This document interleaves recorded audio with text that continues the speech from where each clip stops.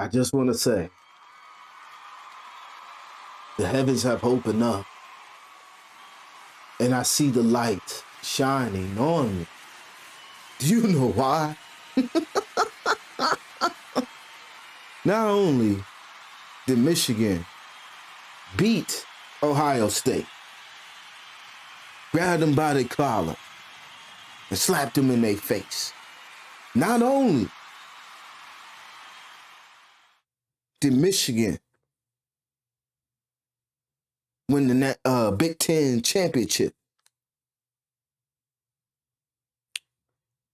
but just a few minutes ago, ladies and gentlemen, boys and girls, the Detroit Lions have finally won a damn game. That's finally won a goddamn game. Hey, I was the first person. I ain't gonna lie to you. I said, bro, we're gonna be the first team to go 0-17, and then these dudes end up tying with the Pittsburgh Steelers. I still don't count that as a win. I ain't no win, ain't no loss. It's just a loss. It's just a loss in my book. Ain't no tie, man. We ain't tie. It's a loss. But Jared Goff drove them boys down the field, and surprisingly, he didn't throw no interception. It wasn't no 3 and out, none of that. Like, you know what I'm saying? They went for it on 4th down and beamed it in for a touchdown to win the game. Hey, hats off to them for winning the game. I know when I go to work, it's going to be, oh, you know, your team won the game, da, da, da, da, da. I'm like, I'm not on that, my dude. I'm just letting y'all know, I'm not on that. We go blue over here. Go blue. We ready to see what Michigan gonna do in the tournament. You know what I'm saying? Hopefully we do pretty good.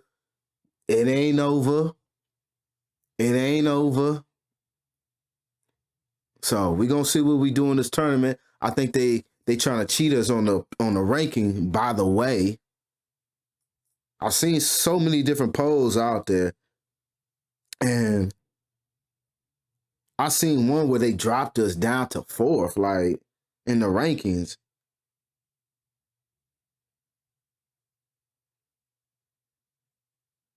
But it's gonna be interesting to see.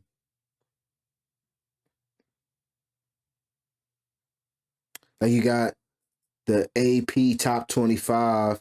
They got Alabama, Michigan, Georgia, Cincinnati, Notre Dame. That's the top 5. So it's going to be interesting to see where tomorrow's, I know they're going to have an official ranking where they're going to put us at. A lot of people said Michigan should be ranked number 1.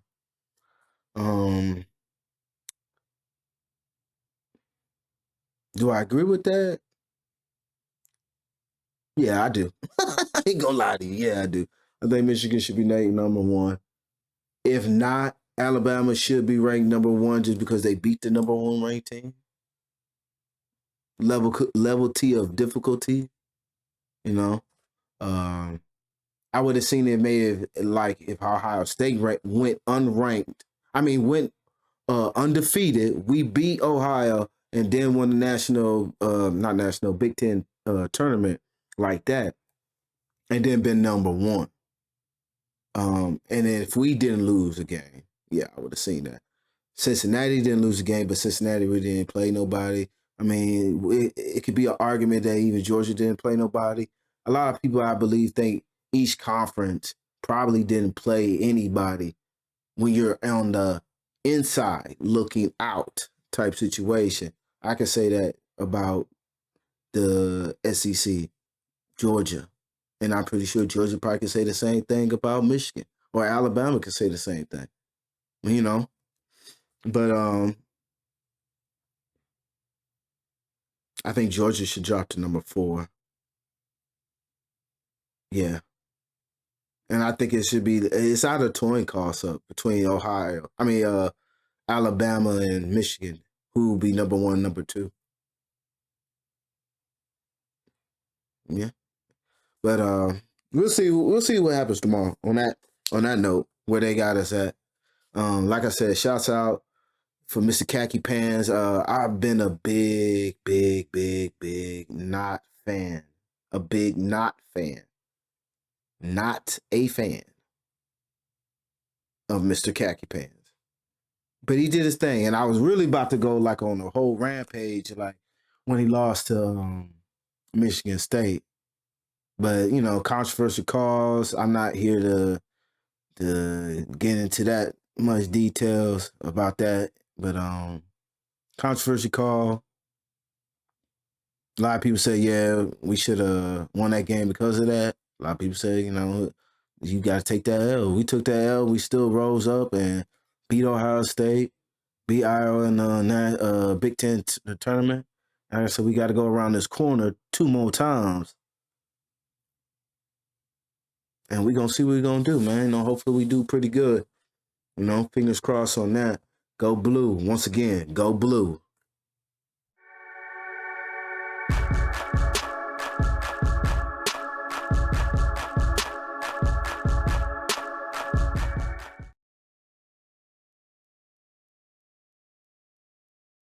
Oh, you didn't know? Well, your ass better call somebody. Ladies and gentlemen, boys and girls, children of all ages, Smoothie Man Entertainment presents Welcome to the Show. I'm your host, Smoothie Man Bruce Wayne, a.k.a. Smooth Money Mayweather Paper Chaser. Holla at your boy. And welcome to the show. I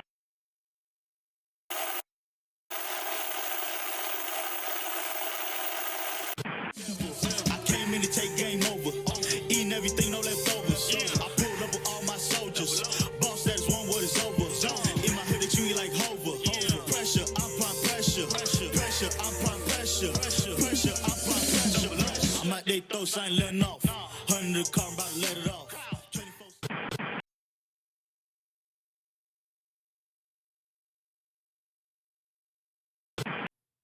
All right, y'all, we back at it, man. You know what I'm saying? We doing power rankings. So each time I've done these so far, I've done a little different. And we're going to combine last week's games and pretty much my top 10 teams. We're going to put them, that's how we're going to rank them.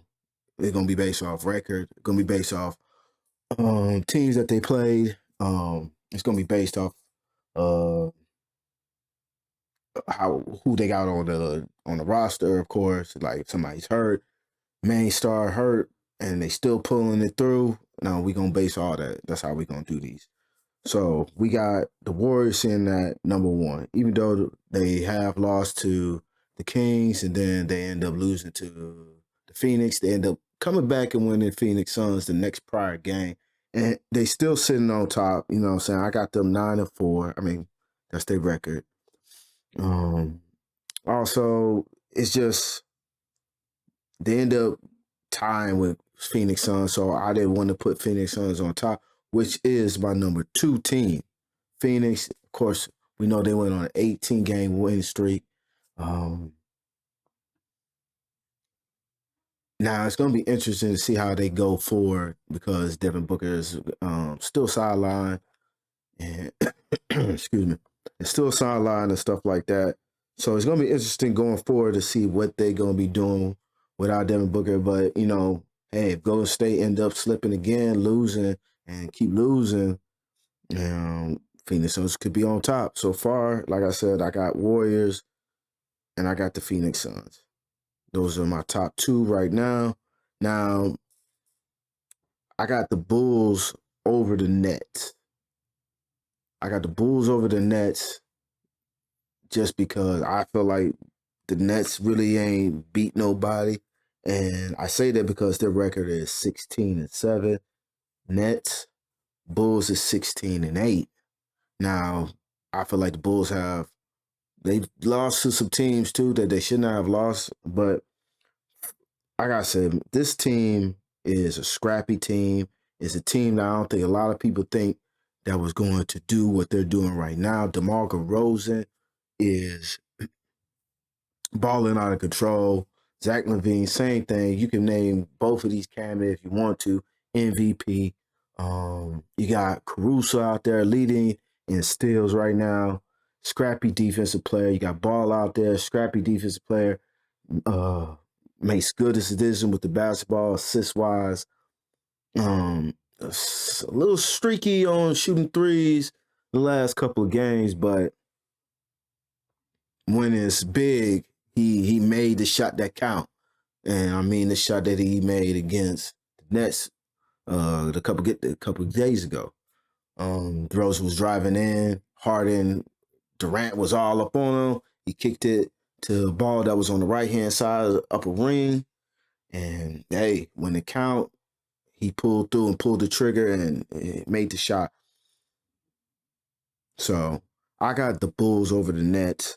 And the Nets haven't beat anybody that another reason why I got the Bulls on top of the Nets, because the Nets are beating teams that they should beat, but they're not beating the big games.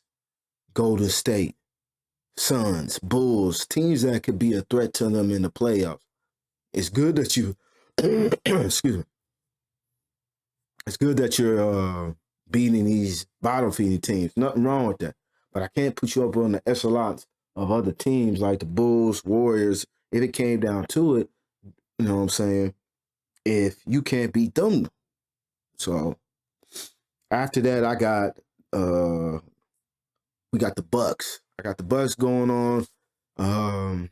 At one point, there was like on a 6-game, 7-game, or 8-game win streak. Giannis has been sidelined for 2 games. End up losing the last game before the game they played the other night. And right now they're 15-9. They end up winning the last game, like I said. And they did that without Giannis. Now, you can do that with your star player, you know what I'm saying, to get a win, not to go on the losing streak, and he can sit out, rest, and recover from his injury. I mean, y'all doing y'all thing. So, and just where they at right now, they were bottom of the barrel at one point. Like, they were losing a lot of games. Drew Holiday was out. Chris Middleton is out.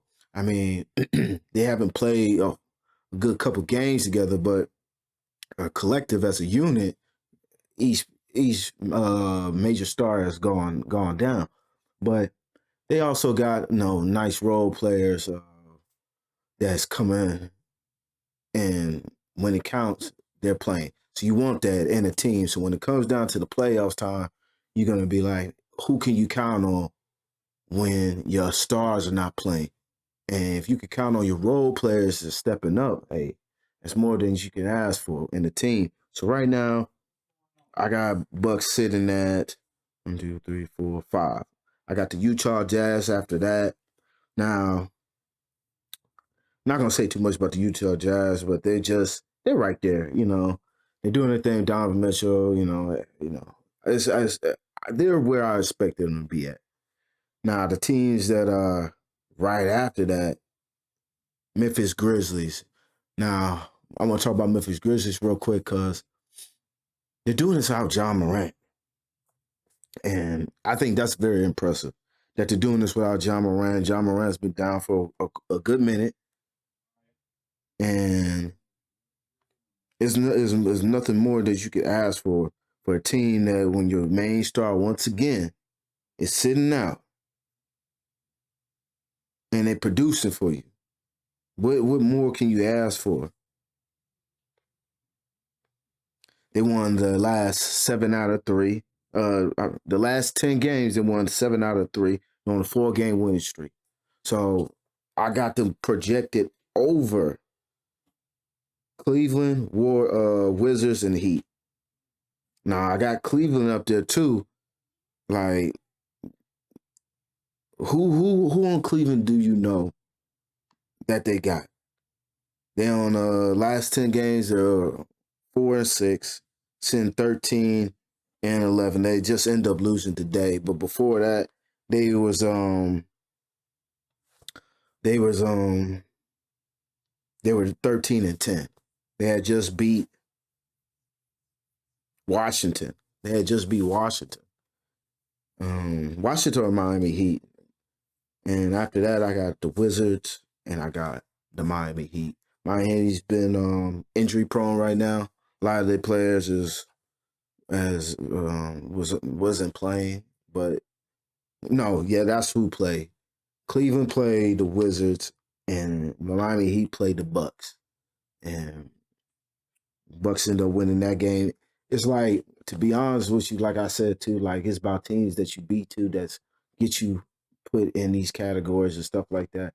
Like, and once I start seeing the Nets probably beating teams like the Miami Heat, Bulls, Bucks, some of these echelon teams, don't lose to like teams that you shouldn't lose to. This is how we ranking them right now. Like I said, also too, who they got on the court. If your main star is out, you're winning games, it can project you up of on a higher tier and stuff like that. And on top of that too, how they play defense, how they move the ball, how they do everything. You know what I'm saying? Playing as a team, seeing how these guys really gel and how they stars, take over games and stuff like that. We'll start getting more and more in depth and how we gonna start doing these power ranking. Excuse me. Also, we'll probably be talking about the teams that are gonna be coming up that they're gonna be facing. Like if you're facing, let's say for instance, you're facing Detroit, you're facing uh OKC, the Rockets, like in your upcoming wing, and then you end up losing to them, like that could drop you down some tiers, like especially if you're saying like you're losing like three of those games that I just named, and you only won one of those games, that it could potentially drop you down. But it also still depend on your ranking. Like as far as that meaning, like you're ranked 18 out of 10. You won, like, you know what I'm saying, like games. So if you lost that many games and won that many games, and you go on a losing streak, and you're sitting at, let's say, the 6th or 7th spot, it could drop you out of that 10th power ranking poll I'm going to be doing. So that's how we're going to be doing these. We're going to structure this every time we do a video, you know what I'm saying? So we got power rankings and stuff like that. I'd like for you guys to, drop a comment, give your own power ranking, see where I'm at, you know what I'm saying? And if you agree or you disagree, type situation. You know what I'm saying? Power ranking, man. Like, I think I did pretty good. Warriors won, like I said, Phoenix Suns, Bulls, Nets, Bucks, Jazz, Grizzlies, Cavaliers, Wizards, and Miami Heat. Those are my top 10. I'm not gonna do a full 32 teams. I'm not gonna do that. I don't think it starts to get important after 10, in my opinion. Then if you want to do that in the comments, you be all fair. But I think you should just do like a top 10 power thing and we go from there type situation. But power rankings, that's what we got going on.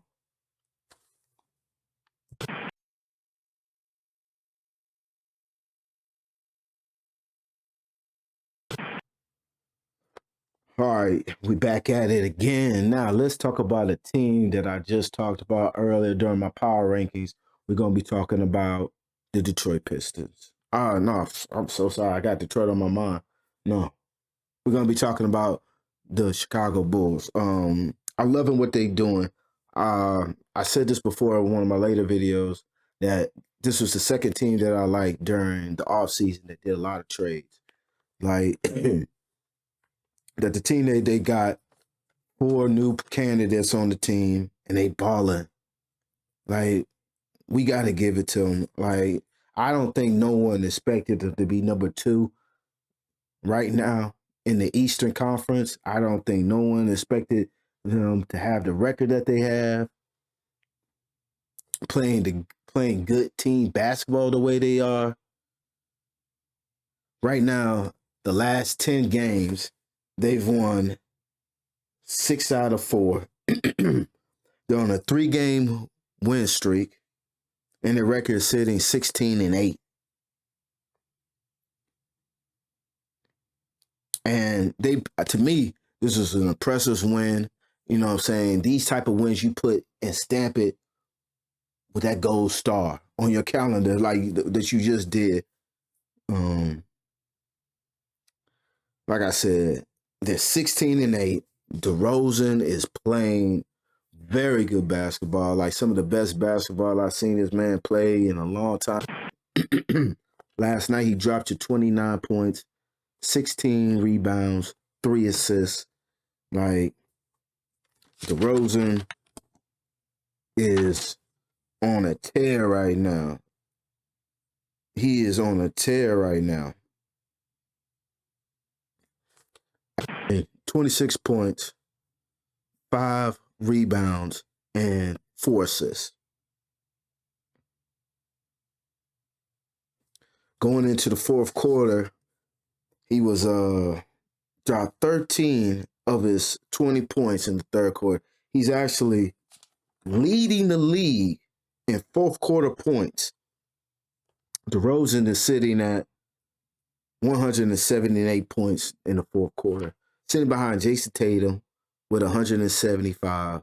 Zach LaVine, which is one of his teammates, sitting at 149, and the two-time MVP and Finals MVP, Antetokounmpo, 132. Like, DeRozan and these cats, Zach LaVine also too. I don't want to. Not think about Zach LaVine. But Zach LaVine's giving you 30. Last night gave you 31 points. Excuse me. Zach LaVine gave you 31 points, 8 rebounds, 6 assists. Like, you can't not think about this man too. Like, both of them really are some good mid-range shooters.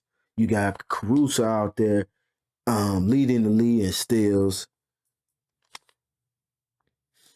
This is a scrappy team, and I've been saying it, and I've been hearing other cats say this.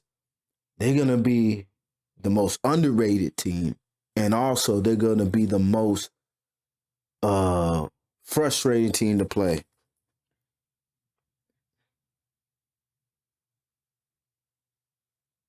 Zach LaVine is averaging 25 points, 5 rebounds, and 4 assists.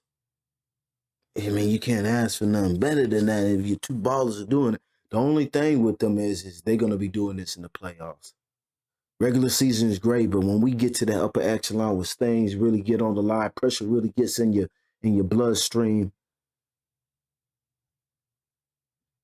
what are you going to do? Are you going to be giving me the 25? Are you going to give me the 26? Matter of fact, since it is the playoffs, you need to be averaging at least close to 30 in the playoffs, because games are elevated. Are we going to see the same Caruso getting these steals, giving us that energy? I need Ball to not feel the pressure and hit these shots when he's wide open, even some contested shots, giving us some assists, giving us some blocks. Speaking of Ball had 8 points, 9 rebounds, 7 assists with 3 blocks. Impressive. Like, this team is defensive. This team got length that can scrap and claw at you. They ain't supposed to win that game. I don't hear this notion, like, we get into this notion with Harden, we making excuses for this man. I'm not gonna make no excuses for this team. This is one of the premier favorites in the East to come out the East and stuff like that, and they're not beating teams that they should be beating. This notion that Harden's got to figure it out. Come on, bro. We well over 20 games now. We're well over 20 games now. Stop looking for the foul. He said that I'm not even gonna say it was about the fouls this time. He said that he doesn't know how to be a playmaker or be a scorer. This ain't your first time being a point guard, my dude. You've done this you've done this when you was in the Houston Rockets. You were playmaking and you was scoring. So don't hit me with this notion that this is something new to you and stuff like that. You hear these slick excuses. I don't want to hear these slick excuses because Van Gundy was already molding you into a point guard / shooting guard while you was in the Rockets, my dude. You was averaging triple doubles. You was averaging double doubles. I'm sorry, double doubles. So no. The officiating is different, yes. And I said this before on top of that officiating stuff. We're gonna see who is really good and who's really not good and who was acting and getting these sympathy calls. Now that the league has changed and is hip to this game, it's giving defensive players more time to be up on you, to body you, to have hands on you. We ain't calling these step back threes and y'all fall on the ground and stuff like that. A lot of y'all you're not gonna get them calls. You know? But going back to it, Chicago, they for real. You know? Chicago, they for real. They just like any team, they got their weaknesses and stuff like that. And when it's time for them to shine, I believe they're definitely gonna do their thing. Upcoming games that they got is, is going to project them where I'm going to rank them to on top of that and what they got going on. Monday night, they're going to have Denver Nuggets. They're going to be at home. Chicago's going to be at home. They got Cleveland. We're not slouching on Cleveland either and don't say, oh, it's Cleveland, Cleveland's been playing very good defense. They've been playing very good basketball. I'm not going to slouch on them.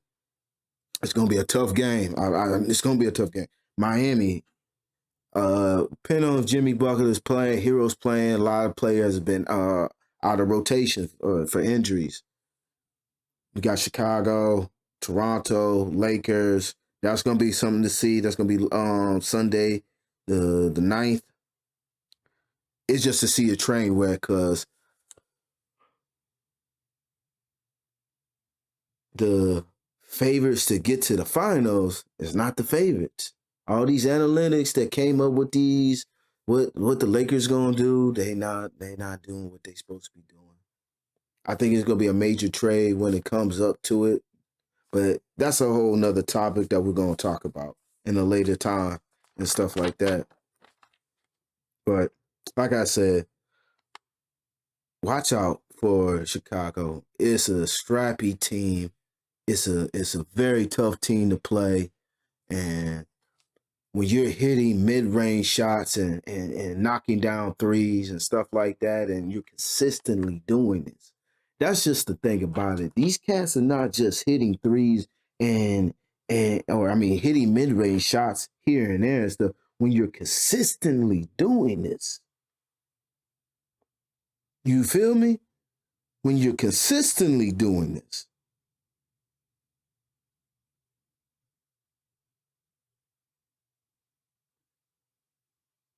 I didn't even talk about the percentage. Right now, career high,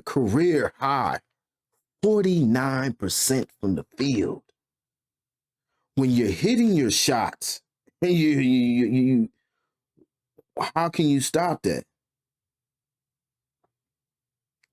Zach LaVine is shooting 48%. Like, that is beautiful. Beautiful. You got damn near close to 50% from the field. that means, man, they hitting damn the majority of all their shots. Half of their shots every time. Every game. You know what I'm saying? I'm sure they're shooting threes in between these times and stuff like that. But and then on top of that, both of these cats are good free throw shooters. You know, high 80, low 90% free throw shooters. You get it into the lane, you end up getting fouled. You hit it, you make it two, you go to the line, you hit a three. You get them in foul trouble, boom, boom, boom. You play good D. You got cats that you can sacrifice and get certain fouls and stuff like that. And you're not worried about them being of a bigger of a superstar because you got these two cats and how they rotate them in and out. You'll start both of them. Zach LaVine, you start at DeRozan at the same time. You can sit Zach LaVine down, rest, vice versa in the second quarter. Let them play half of it. Boom, the next one come out. Keep doing that. Boom, boom, boom. And then fourth quarter hits, certain quarters hit when you need both of them out there to be a decoy, to facilitate or whatever, you know what I'm saying? Or however the ball is going to rotate to them. Whoever's the hot man. There's so many possibilities with this team is crazy how they play. Role players on top of that. Like I said, you implemented 4 cats. I don't hear this notion about chemistry. There's other teams that I keep saying that got cats that are all new, that traded rookies. So don't hit me with an excuse. Sometimes it's just not your year. You're not hitting. It is what it is. I'd rather we accept that instead of making an excuse that it's a chemistry issue. No, man, these dudes are professional basketball players. I don't want to hear that. You know what I'm saying? And, you know, it is what it is on that. But like I said, Chicago Bulls, man, this team is hot, hot, hot right now. Hot right now. It's going to be interesting to see what they got going on in the upcoming weeks and see how many games they're going to end up winning. On top of that, it's going to be very interesting.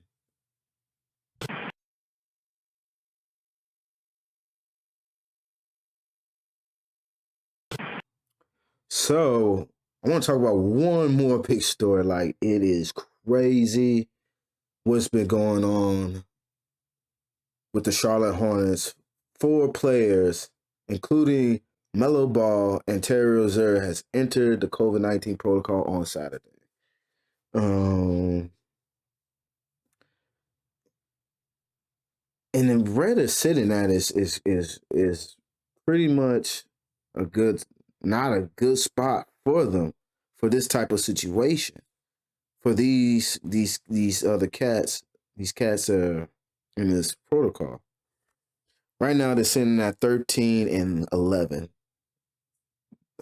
The last 10 games they lost 6 out of 4. They're on a 3-game losing streak. And right now they're playing right now.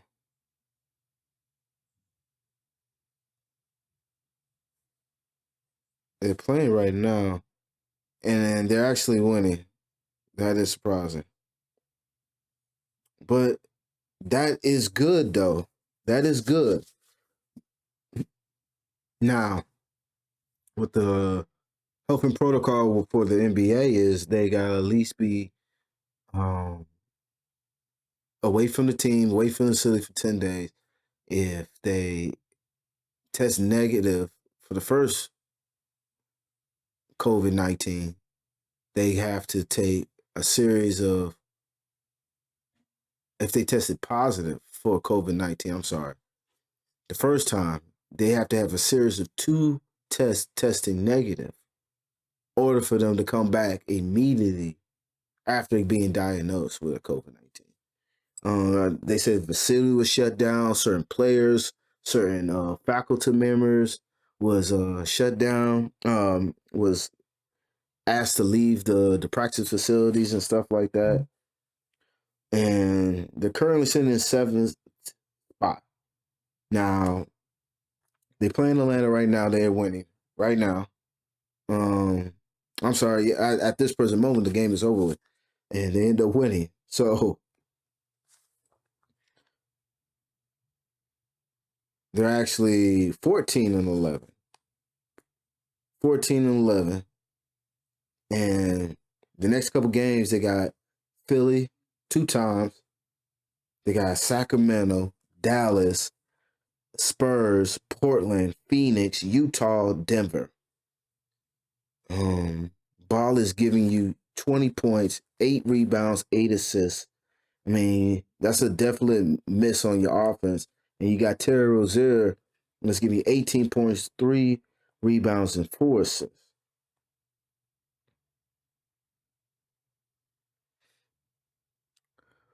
If, let's just say for the sake of argument, that that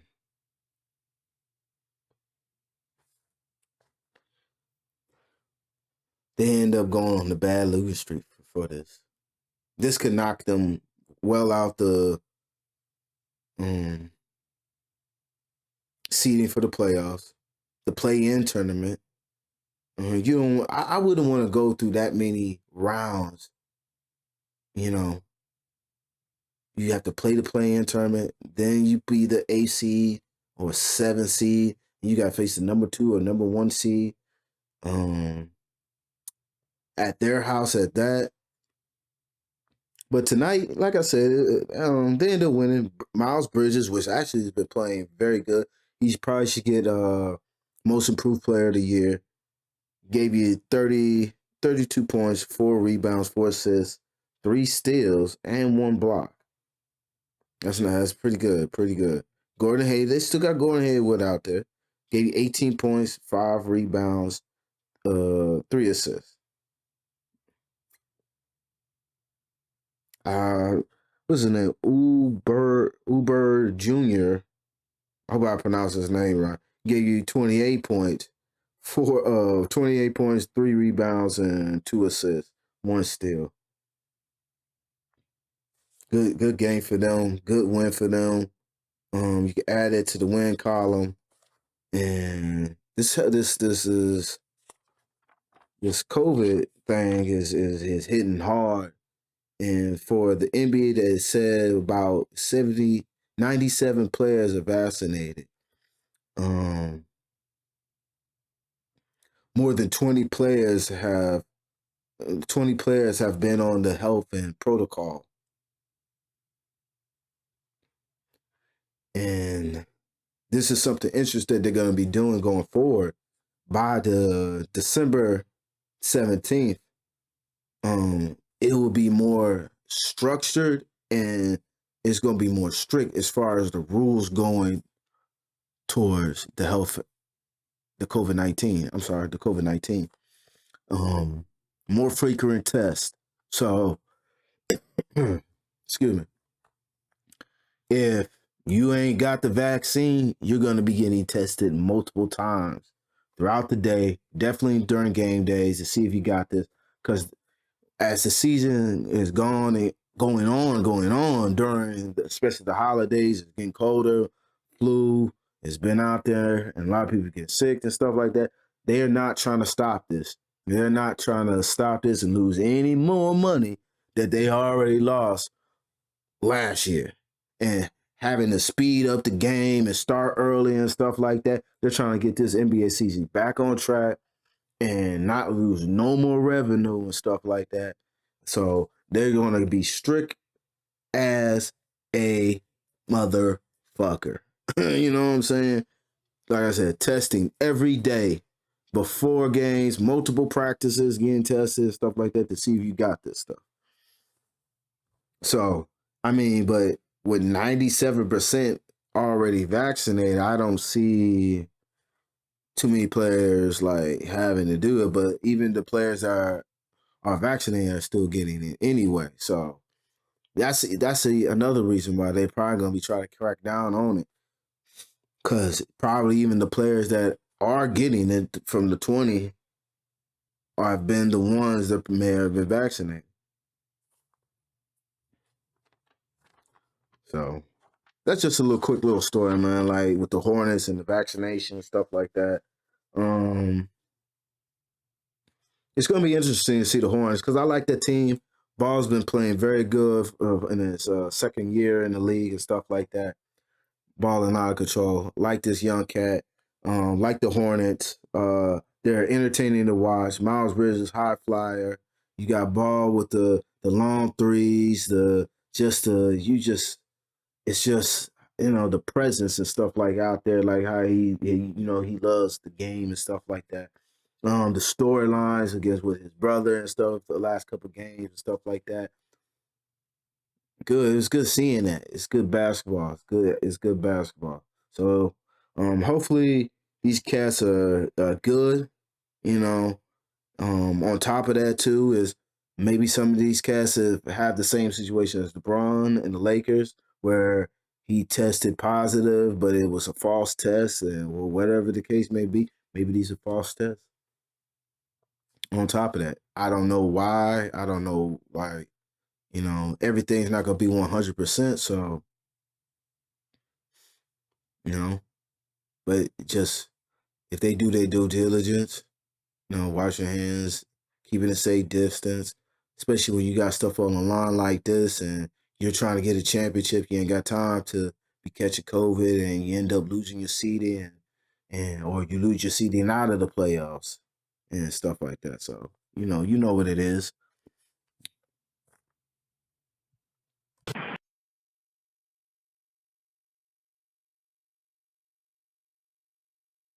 Hi, everybody. Thanks for watching or listening to Welcome to the Show. For more episodes, make sure you subscribe here and also turn your bell notification so you don't miss out on another spectacular episode of Welcome to the Show.